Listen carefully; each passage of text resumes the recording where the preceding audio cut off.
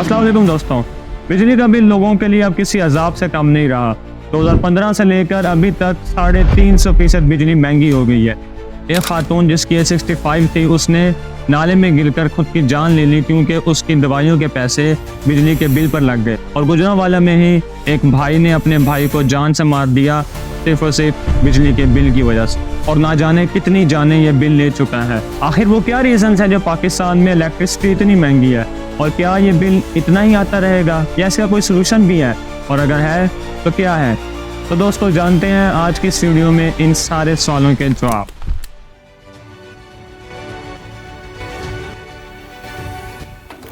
बिजली का बिल ज़्यादा आने में 4 मेन रीजंस हैं, जिनमें सबसे पहला और बड़ा मसला है IPPs।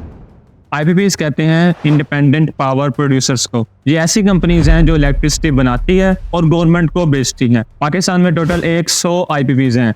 पाकिस्तान की गवर्नमेंट ने IPPs के साथ कुछ कॉन्ट्रैक्ट्स किए होते हैं, और यही कॉन्ट्रैक्ट्स आवाम के लिए फांसी का फंदा बनते। यूँ तो इस कॉन्ट्रैक्ट्स में काफ़ी चीज़ें शामिल हैं, लेकिन जो आवाम के लिए बुरी है वो है कैपेसिटी पेमेंट। ये वो पेमेंट होती है जो पाकिस्तान की गवर्नमेंट को IPPs को देनी ही देनी होती है। मतलब IPPs को बिजली बनाए या ना बनाए, इनको ये पेमेंट जरूर देनी हो। सपोज करो गवर्नमेंट IPPs को कहती है कि तुमने 100 यूनिट बिजली बनानी है। अब अगर IPPs 20 यूनिट भी बिजली बनाए या जितनी मर्जी बनाए, गवर्नमेंट उनको कैपेसिटी पेमेंट पूरे 100 यूनिट के लिए ही देगी। अभी पिछले साल ही 60 IPPs ऐसी थी जिन्होंने सिर्फ 25% बिजली बनाई, और 37 IPPs ऐसी थी जिन्होंने 25% भी नहीं बनाई, और 3 IPPs तो ऐसी थी जिन्होंने 0% बिजली बनाई। मतलब लिटरली पूरे साल में 1 यूनिट भी नहीं बनाया। लेकिन फिर भी इनको 1929 अरब रुपए कैपेसिटी पेमेंट के तौर पर दिए गए। हर आम आदमी के बिजली के बिल में 18 रुपए कैपेसिटी पेमेंट फिक्स होती है, और इस साल भी आप लोगों के बिलों में से कैपेसिटी पेमेंट निकाल कर 2100 अरब रुपए IPPs को दिए जाएंगे। सेकंड मेन रीज़न है टैक्सेस। अब खुद अंदाज़ा लगाएं कि एक बिजली के बिल पर कितने टैक्सेस लग सकते हैं। 14 टैक्सेस। जी सही सुना आपने, एक बिजली के बिल पर 14 टैक्सेस लगते हैं। इसमें सबसे पहला है GST, जो आपको तकरीबन हर चीज़ पर लगा हुआ नजर आएगा। ये हमारे बिल पर 18% होता है। फिर आता है फ्यूल प्राइस एडजस्टमेंट। ये टैक्स वो है कि जो बिजली बनाने के लिए फ्यूल यूज होता है उस पर लगता है। इसके बाद आता है फ्यूल कॉस्ट टैक्स। ये टैक्स वो है कि जो बिजली हम यूज़ करते हैं उस पर जितना फ्यूल खर्च हुआ है उसका भी हमें टैक्स देना होगा। और अभी रुको, फ्यूल प्राइस एडजस्टमेंट पर भी एक और GST है। मतलब एक फ्यूल प्राइस एडजस्टमेंट अलहदा और उसके ऊपर GST और अलहदा। और मज़े की बात, इस इलेक्ट्रिसिटी के बिल पर इनकम टैक्स भी है। अगर 25,000 से बिल आपका ज़्यादा हुआ तो आप पर 7.5% इनकम टैक्स लगेगा।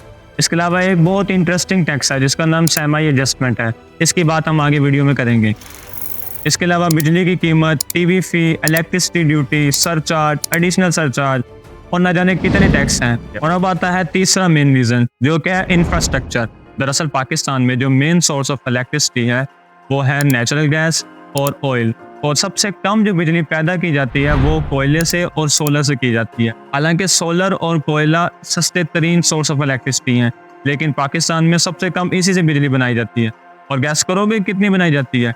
कोयले से सिर्फ 4% और सोलर से सिर्फ 1%, जबकि दूसरे मुल्कों में मेन सोर्स ऑफ इलेक्ट्रिसिटी कोयला और सोलर ही है। इस चीज़ पर स्टार्टिंग से ही तवज्जो नहीं दी गई।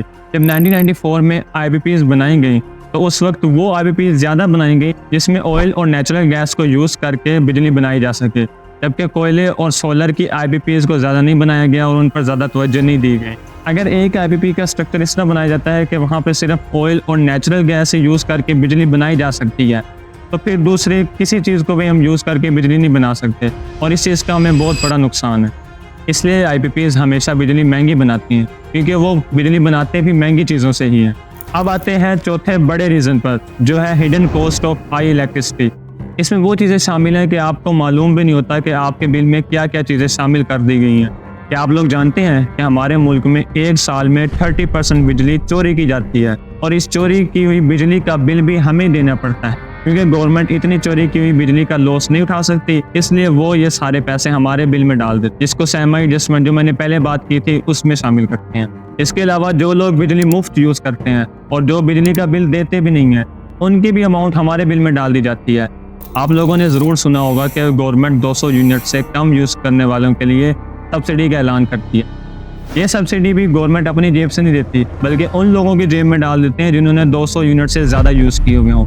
आपने अगर 200 यूनिट से कम बिजली यूज़ की हुई है तो तकरीबन आपका बिल बनेगा 2000। लेकिन जैसे ही आपका बिल 200 से 201 यूनिट होता है तो आपका बिल भी 2000 से डायरेक्ट 6000 तक जंप मारता है। एक और हिडन कॉस्ट है जो है ओवर बिलिंग। आपने ज़रूर सुना होगा काफ़ी लोगों से जो कहते हैं भाई हमारे घर में तो इतनी हम चीज़ें नहीं चलाते जितना हमें बिल आ जाता है। लेट्स सपोज अगर एक बंदा कहता है कि मेरे घर में तो सिर्फ एक बल्ब और एक पंखा है लेकिन मुझे बिल तो 10,000 आया है, तो ये ओवर बिलिंग होती है और ये ओवर बिलिंग नेपरा अपनी गलतियों की वजह से करता है। तो दोस्तों हमें ये तो पता लग गया कि आखिर हमारे बिजली के बिल इतने ज़्यादा क्यों आते हैं। तो अब चलते हैं इनके सोल्यूशन की तरफ कि क्या इनका कोई सोल्यूशन भी है। पहला सोल्यूशन है रीनेगोशिएशन, मतलब आईपीपी से जो कॉन्ट्रैक्ट किए गए हैं उनसे रीनेगोशिएट किया जाए। अब काफ़ी लोग कहते हैं कि ये कॉन्ट्रैक्ट्स बड़े पक्के होते हैं, इंटरनेशनल लेवल पे होते हैं, तो हम इसको रीनेगोशिएट नहीं कर सकते। तो उससे पहले उनको ये मालूम होना चाहिए कि हमारे मुल्क में 52% आईपीपीज तो सिर्फ गवर्नमेंट की हैं और 28% प्राइवेट लोगों की जो भी पाकिस्तानी हैं, और बाकी 10% हैं जो सिर्फ चाइनी और यूएई इन लोगों की हैं। तो हुकूमत पहला स्टेप उठा के अपनी वाली आईपीपी से ही रिनेगोशिएट कर ले। दूसरा रास्ता है टेक ओवर पे, मतलब कि आईपीपी जितना बिजली बनाती है हम उसको उतना ही पैसा देंगे। और तीसरा रास्ता है फोरेंसिक ऑडिट, मतलब हर आईपीपी का एक फोरेंसिक ऑडिट किया जाए, इससे हमें मालूम हो जाएगा कि कौन सी आईपीपी किस दौर में किस तरह लगाई गई थी और कौन सी आईपीपी में कितना घोटाला और कितना करप्शन हुआ था और हो रहा है। बाकी जो मसलों का हल है वो भी गवर्नमेंट के हाथ में ही है कि वो उनको हल करना चाहते हैं या नहीं। जैसे कि टैक्सेस, अगर गवर्नमेंट फजूल के और बिला वजह के टैक्सेस हटा दे तो एक आम आदमी पर बिजली का बिल का इतना बड़ा बोझ हल्का हो जाए।